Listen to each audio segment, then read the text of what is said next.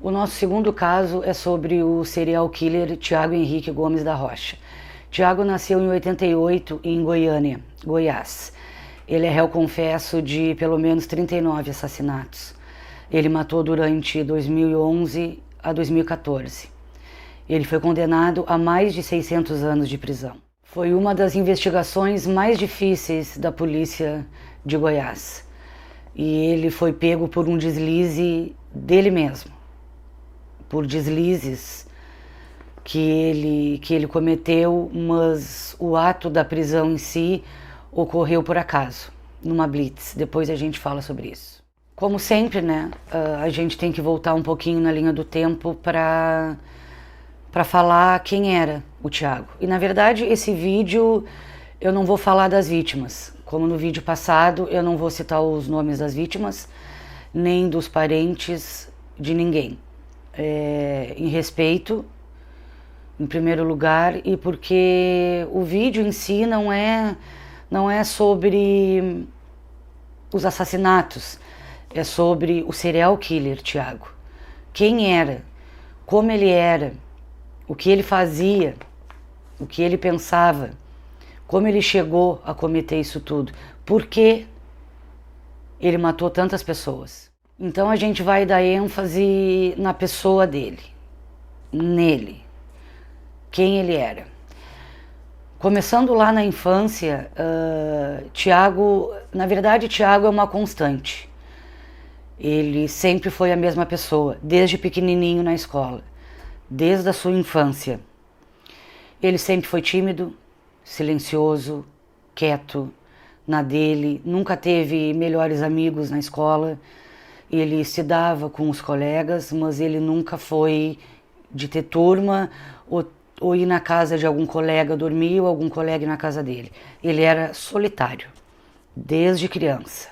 As notas na escola eram sempre um pouco acima da média. Ele não era um aluno em notas assim exemplar, era uma criança normal, com notas boas, sempre acima da média. E ele era, onde ele se dava melhor era em português. Ele adorava português e onde tinha as melhores notas.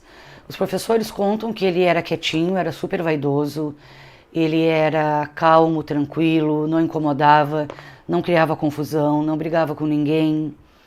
Ele era super vaidoso, que ele sempre chegava com o cabelo molhado, porque ele tinha que tomar banho antes de ir para a escola cedo, para o cabelo ficar sempre arrumado e ele conseguir chegar cheiroso na escola, porque ele sempre foi muito narcisista, desde criancinha. Tiago, segundo muitos, era considerado muito bonito, então ele chamava a atenção das coleguinhas pequenininhas, desde sempre ele chamou muita atenção, era tipo o gatinho da turma.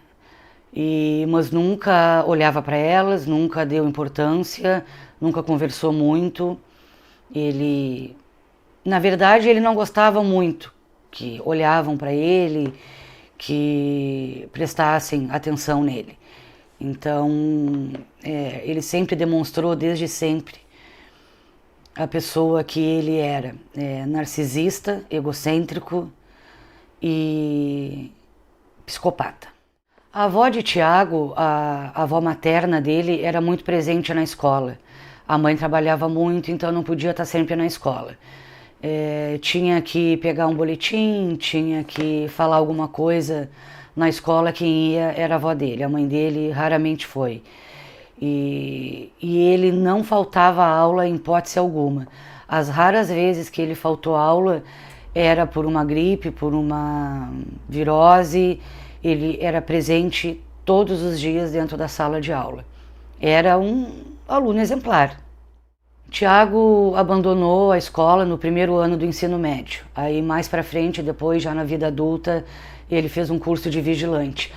Ele fala em entrevista que era um curso de segurança. Eu não sei se o curso de vigilante, eu acho que vigilante e segurança, porque ele sempre corrige quando falam que ele era vigilante, e ele sempre corrige, ele fala que ele era segurança. Então, mas eu acho que isso não muda muita coisa. Então ele fez esse curso e conseguiu um emprego no hospital, se eu não me engano, na ala pediátrica. E segundo os colegas de trabalho, a mesma coisa. Ele era super vaidoso, cheiroso, arrumado, na dele, não incomodava ninguém, terminava o trabalho e ele ia para casa. Muitas vezes convidavam ele para ir tomar um chopp, para ir fazer um lanche depois do trabalho e ele não ia. Ele sempre se negou, educadamente, daquele jeito quieto dele, mas ele não ia. Às vezes ele nem respondia quando era convidado, ele virava as costas e ele ia embora. E uma curiosidade que durante o tempo que ele trabalhou como vigilante nesse hospital, estava correndo áudios, eu não sei se era áudio de WhatsApp, eu acho que não, acho que em 2014, porque eu não ouvi, eu não li onde é que circulavam esses áudios, né? Eles disseram que eram em redes sociais. Eu não sei se era pelo WhatsApp ou pelo Facebook, não sei se em 2014 já tinha um WhatsApp, mas estava circulando os áudios que tinha um serial killer em Goiânia, matando mulheres. Então, todos os dias ele levava uma colega de trabalho até o ponto de ônibus porque ela tinha medo desse tal serial killer. Então ele fazia a bondade de levar essa moça, essa colega, até o ponto de ônibus para que ela se sentisse mais segura. E só saía de perto dela quando ela entrava no ônibus.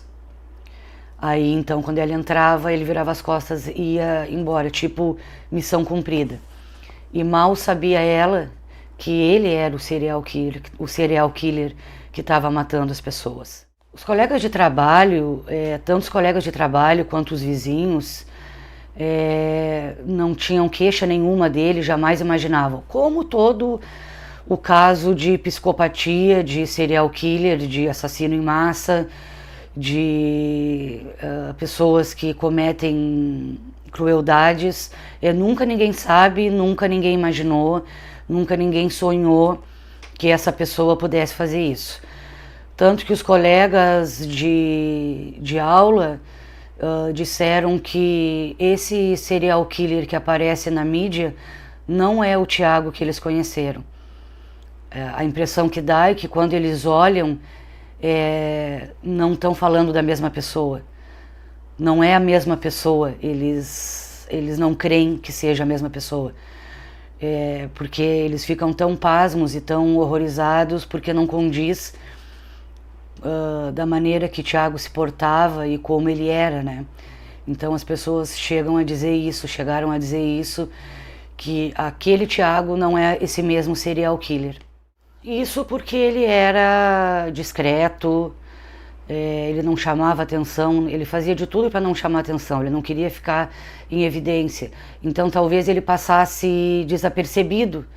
É só uma pessoa tímida, uma pessoa solitária, uma pessoa talvez tenha a autoestima baixa e não quer contato, né? Talvez seja uma pessoa até um pouco triste e tal, talvez por isso que ele era convidado sempre para sair depois do trabalho, para comer alguma coisa, porque olhavam ele sempre sozinho. Então, isso sou eu que estou dizendo. Talvez eles faziam isso porque, não estou dizendo por pena, mas para incluir ele, né? Porque ele era muito, muito sozinho. Tiago não conheceu o pai, ele foi criado pelos avós, ele morou na mesma casa com os avós maternos e com a mãe dele. Em alguns lugares fala, mas também não fala muito sobre isso. E claro, eu não pesquisei muito sobre esse detalhe porque não é muito relevante. Ele tinha um irmão mais novo, mas esse irmão não morou a vida inteira com eles. Morou durante um certo tempo. E ele não tinha intimidade com esse irmão, ele não tinha muito contato, não. Então moravam os avós maternos e a mãe. Aí depois de certo tempo, a mãe talvez também não explica direito, tenha saído da casa dos avós, quer dizer, dos pais dela, né? E foi morar ela e o Tiago sozinhos, e esse outro irmão mais novo. Isso não está muito claro, as pessoas falaram mais ou menos por cima, e eu não corri muito atrás porque não é alguma coisa muito importante. A família do Tiago é a família típica brasileira. Pessoas trabalhadoras, honestas, que trabalham noite e dia para ter uma vida digna. Nada de anormal também, pessoas normais, pessoas boas, pessoas sérias. nada com muita relevância.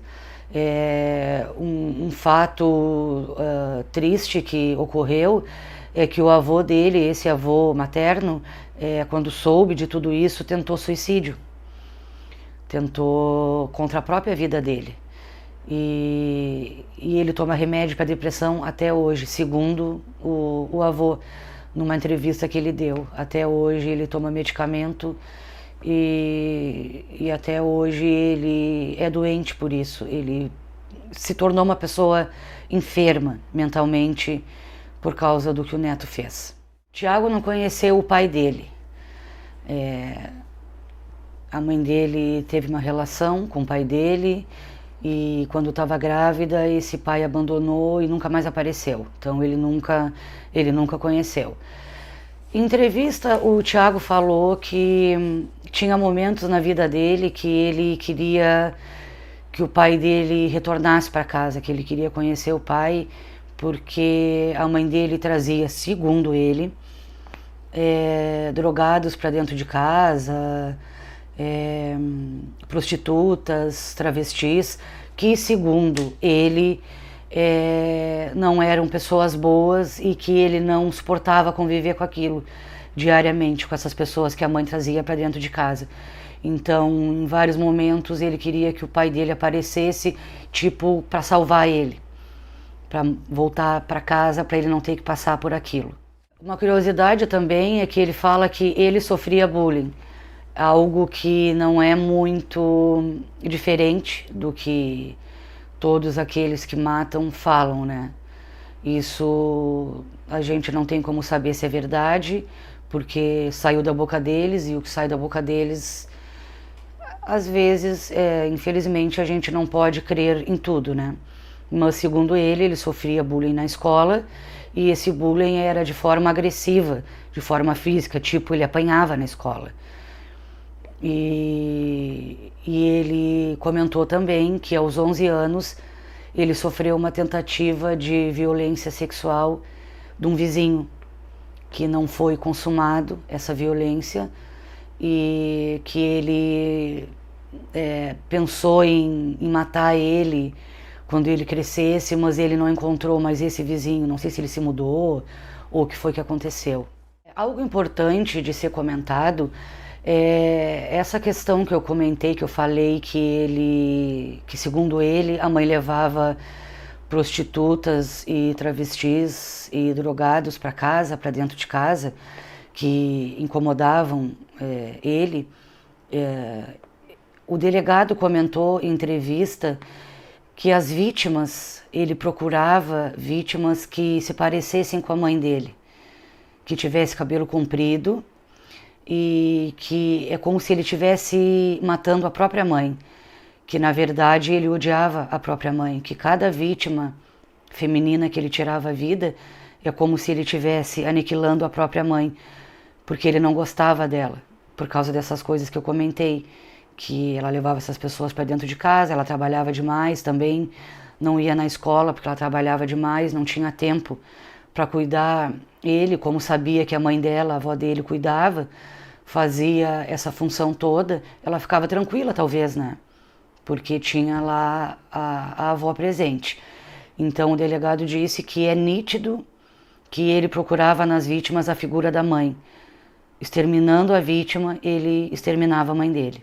Então agora a gente já falou um pouquinho sobre quem era Tiago, não foge à regra, não foge à regra de todos eles, dos nacionais, dos internacionais, de qualquer lugar do mundo.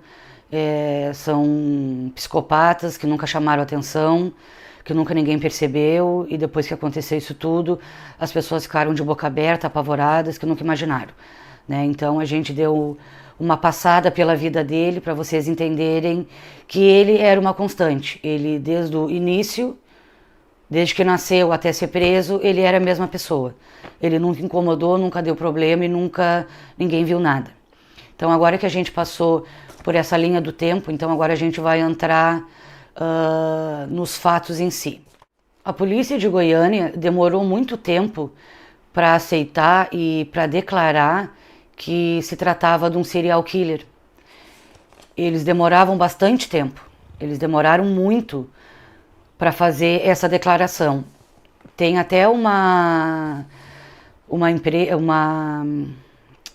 rede de televisão que comentou que em reportagens que eles fizeram, eles já tinham vislumbrado, já tinham entendido que se tratava de um serial killer, e como a polícia ainda não tinha percebido isso. A polícia alega que o modus operandi não tinha conexão entre as vítimas. Eles alegam que naquele momento eles não suspeitavam e não acreditavam que se tratasse de um assassino em série porque não existia conexão entre os crimes. Não tinha um padrão que os levasse a pensar que era um assassino em série. O Tiago usava uma moto para cometer os assassinatos. A gente nunca vai saber o que ele dizia para as vítimas, né? Infelizmente, porque ele tirou a vida de todas. Ele somente uma, se eu não me engano, sobreviveu. Então a gente não sabe, a gente supõe que ele abordava para pedir alguma informação, ou que ele abordava para roubar, para tirar o celular, ou que ele abordava por alguma coisa, por alguma futilidade. Então ele tinha que fazer com que a vítima parasse na frente dele. Então às vezes ele atirava de cima da moto, ele nem se dava o trabalho de descer da moto para atirar na vítima, e algumas vezes ele descia da moto e atirava. Geralmente ele atirava no peito da vítima, justamente para não ter que dar 2 tiros, né? Para ter certeza que matou, que seria um tiro fatal, porque atira no peito, é mais difícil a pessoa sobreviver, né? A crueldade com que ele cometia os assassinatos era absurda.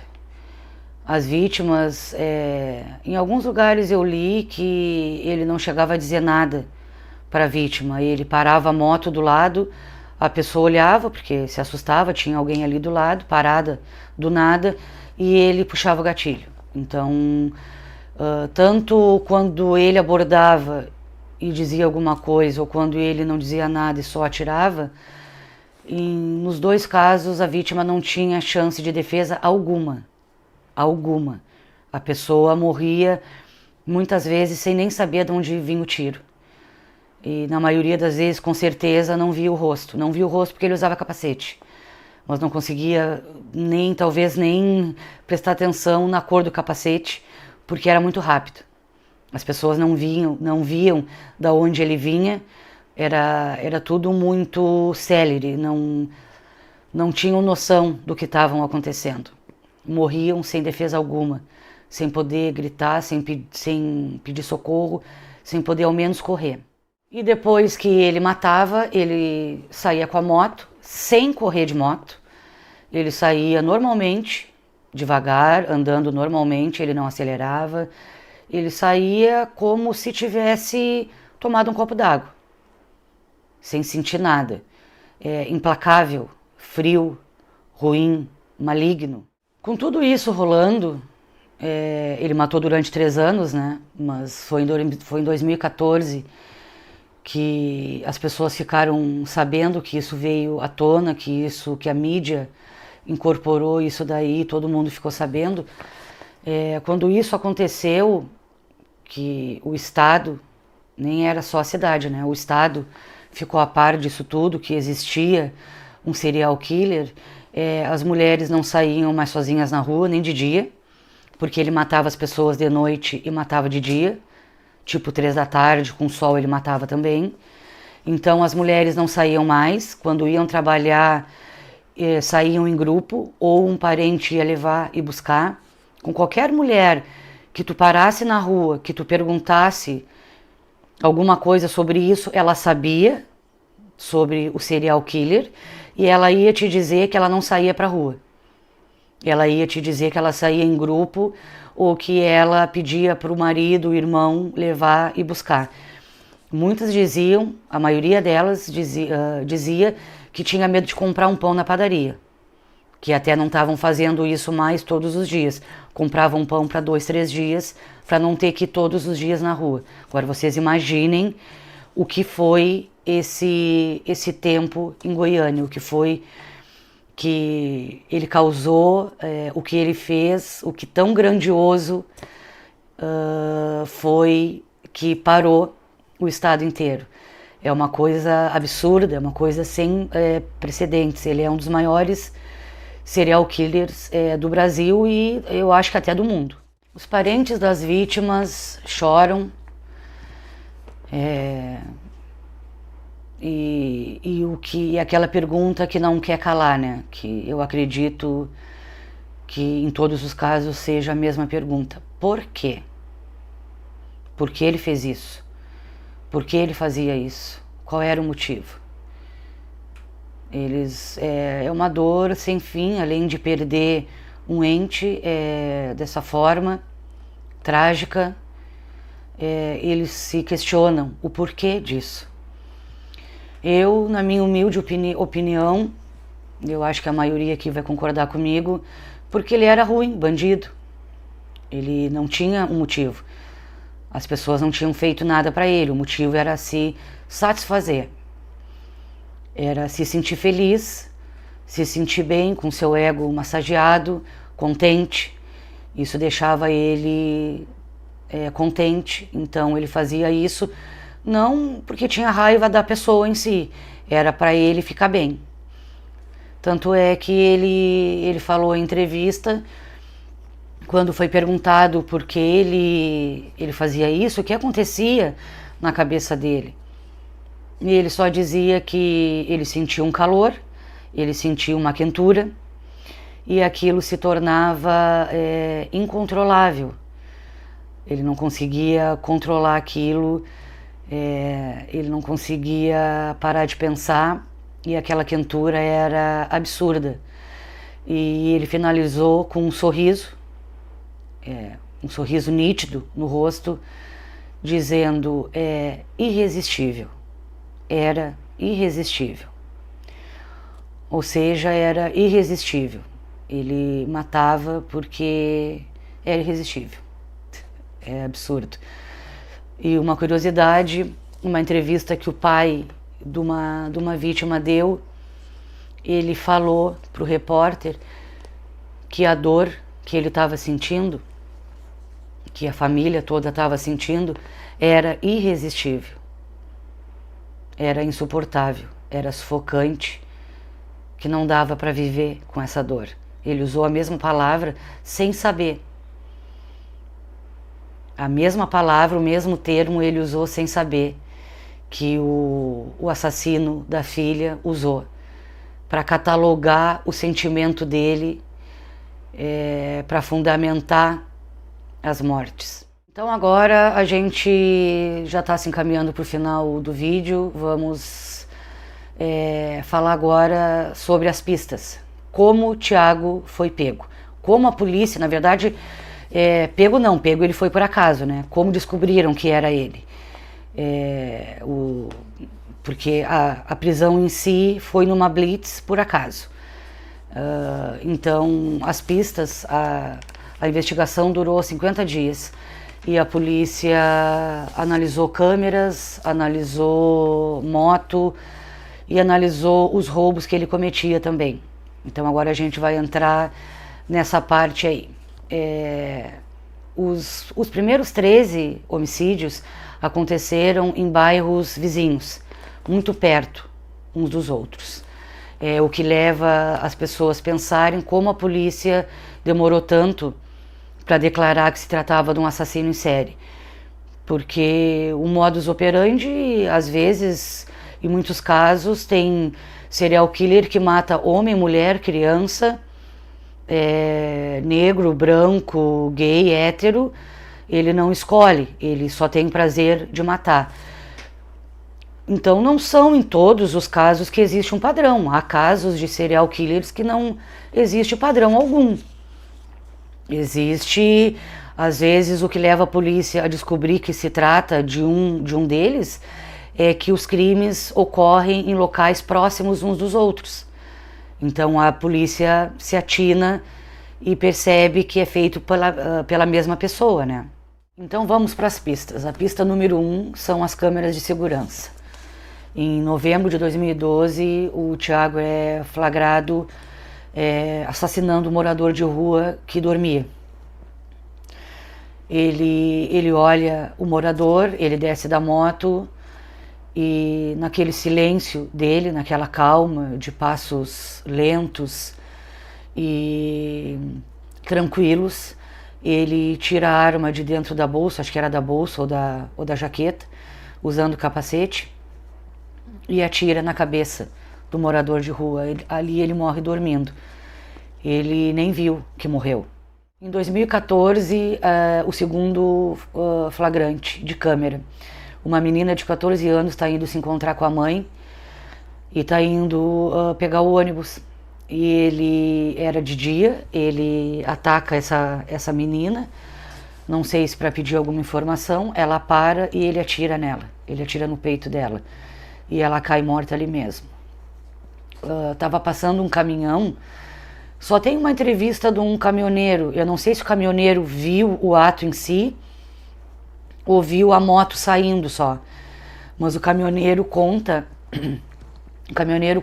que a moto saiu tranquilamente, bem devagar, até mais devagar que o normal, para uma moto, dobrou como se nada tivesse acontecido, e isso deixou ele apavorado com a frieza, com a maneira que aquela pessoa se comportou depois de matar. Eu não sei se ele viu ou ele viu só a moto e mais pra frente ele ficou sabendo que aquela moto era do assassino. Essa informação eu não tenho. Então ele passa por ali, ele olha aquela moça sentada e talvez tenha sentido aquilo que ele falou que é irresistível, aquela quentura no corpo, para e atira a queima-roupa. Ela cai morta na hora. Na mesma noite ele fez mais uma vítima que estava na parada de ônibus, esperando o ônibus, e ele sentiu o coração acelerar, segundo ele falou, e um calor no corpo, e foi irresistível de novo. Então ele fez outra vítima. Essas duas últimas vítimas fez com que a investigação da polícia tomasse um novo rumo.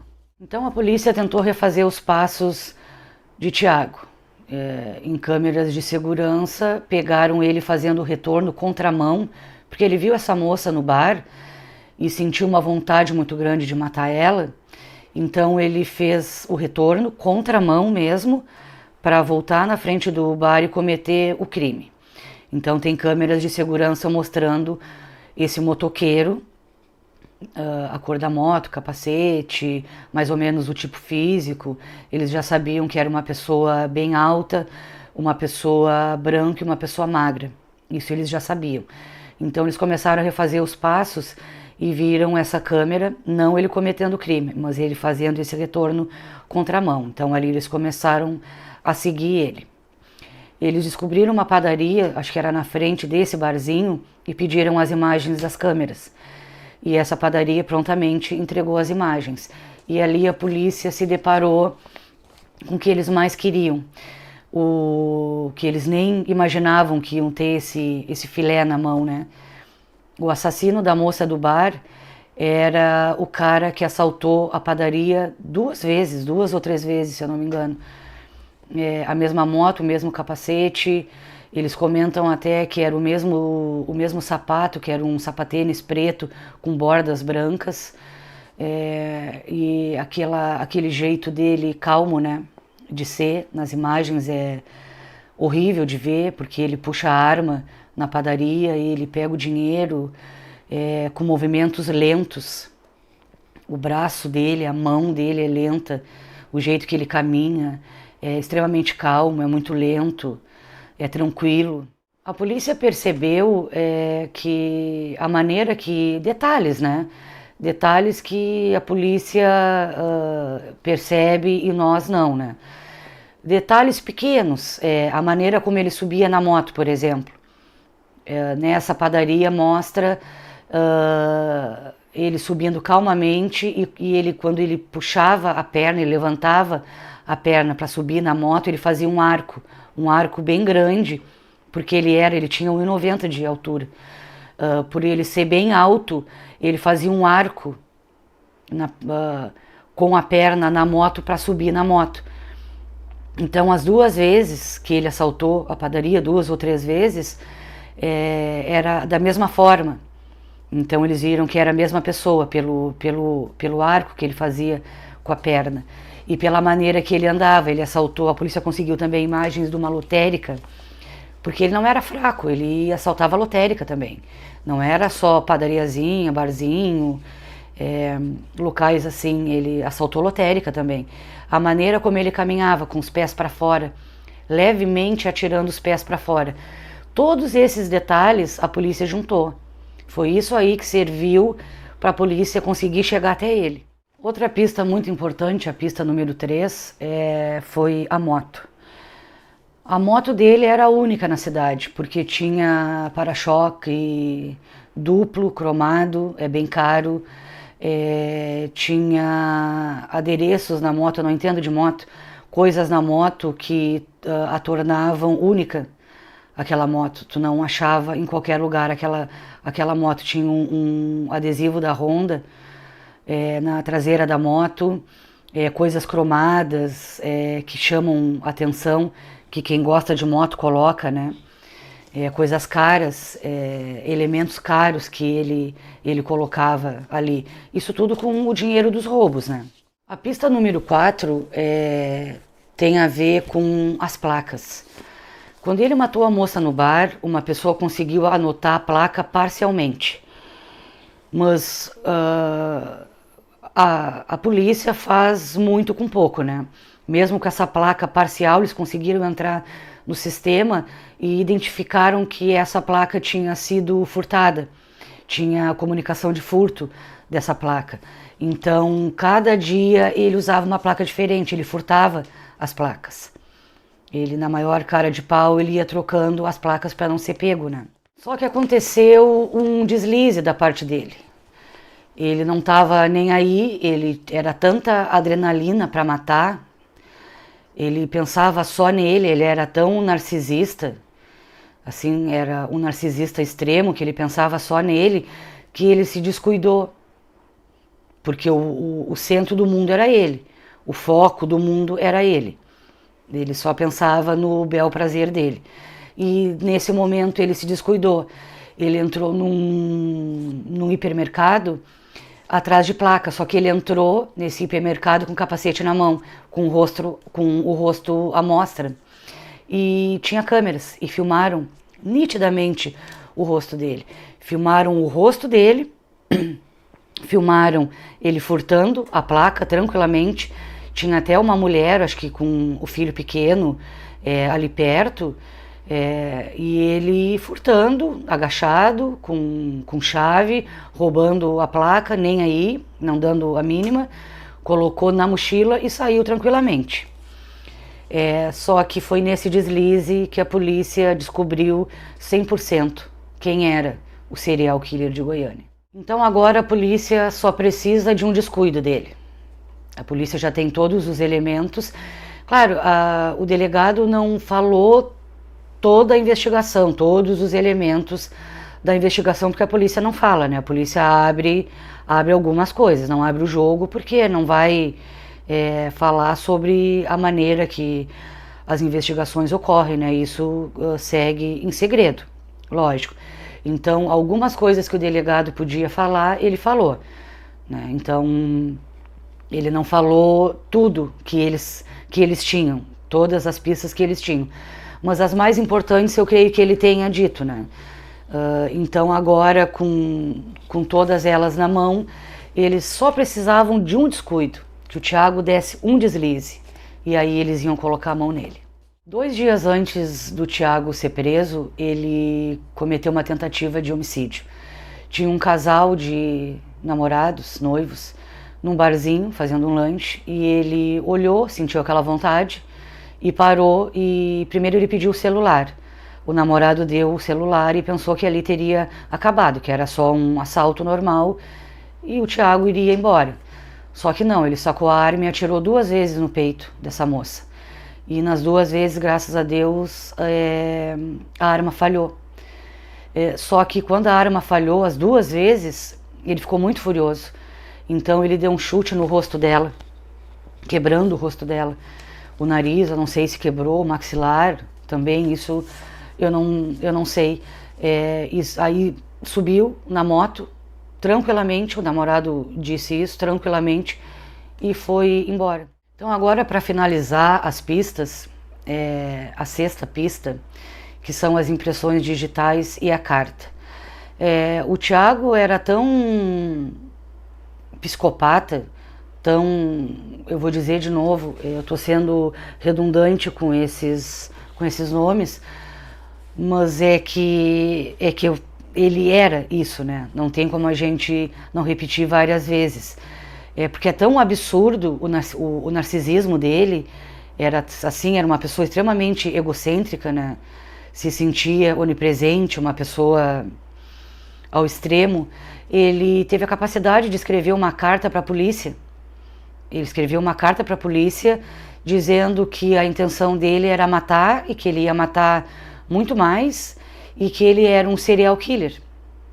Ele escreveu essa carta e a polícia pegou as impressões digitais dessa carta e guardou, arquivou. Não deu muita importância para essa carta, mas pegou as impressões. Mais para frente, a polícia teve posse de um copo. Em nenhum lugar eu encontrei, se vocês sabem, vocês coloquem aí embaixo. Em nenhum lugar eu encontrei aonde a polícia achou esse copo. Como eu falei, tem muitas coisas que a polícia sabe e não fala, não conta, né? Que é para não desvirtuar a investigação e para não fornecer elementos, né, de como a polícia trabalha. Então apareceu esse copo, que eu não sei de onde é que saiu esse copo, e compararam as digitais do copo com essa carta. Desarquivaram essa carta depois de algum tempo e compararam, e batia, era a mesma pessoa.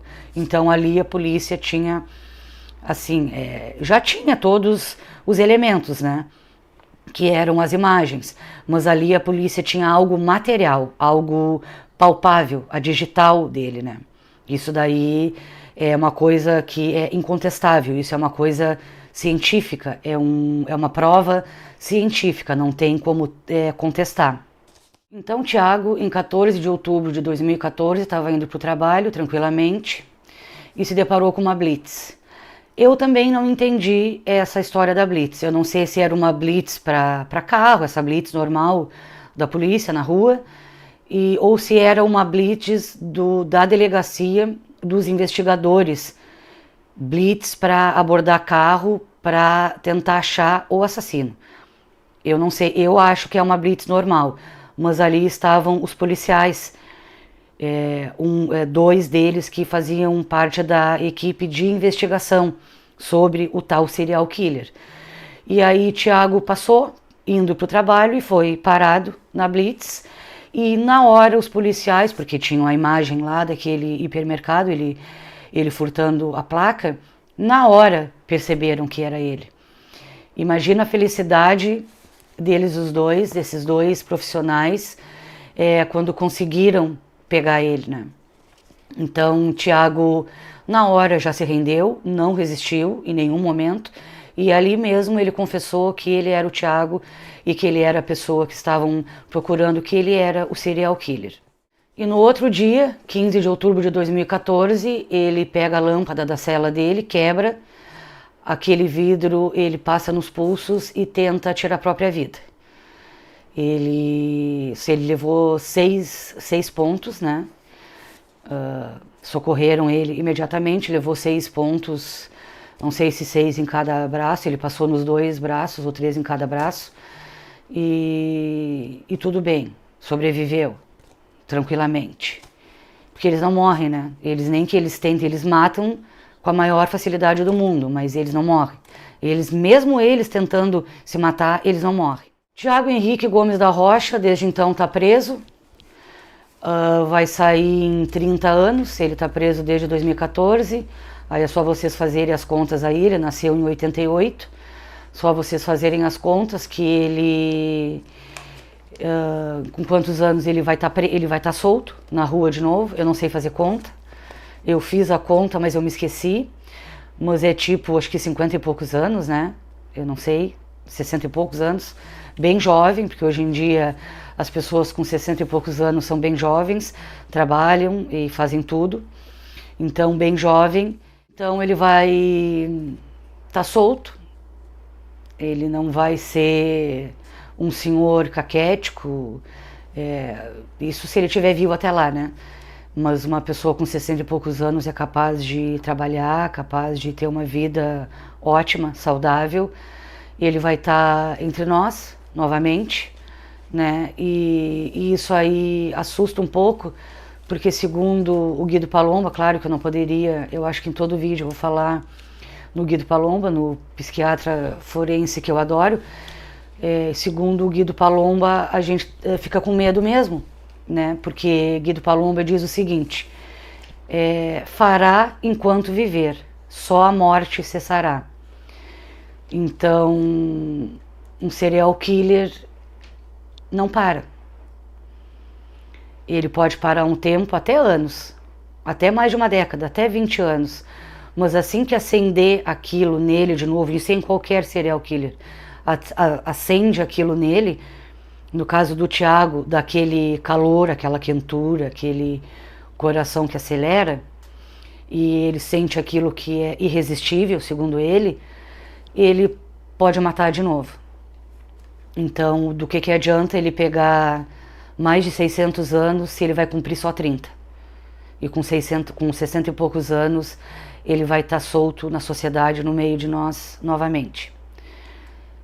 Então, o que falar sobre isso, né? Aí é processo penal, aí é a lei, aí são as penas, aí não tem muito que a gente possa fazer, não.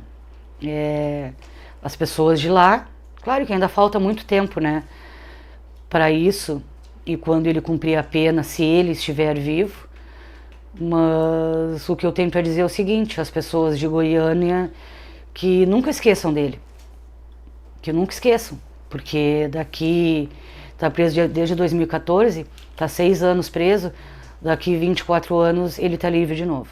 Então terminamos mais um vídeo de hoje. Não esqueçam que eu fiz com muito carinho, que eu gosto muito de fazer isso, eu gosto muito desses assuntos, de pesquisar para vocês. Te inscreve, deixa o teu like, comenta alguma coisa aí para dar aquela força. E eu vou pedir hoje nesse vídeo que vocês deixem nos comentários uma sugestão para o próximo vídeo. Eu gostaria que vocês dissessem o que vocês querem que eu faça. Que o que tiver mais sugestões, espero que tenha alguma sugestão, é o que eu vou fazer no próximo vídeo. Então eu agradeço imensamente vocês por chegarem até o final e darem aquela força. Valeu!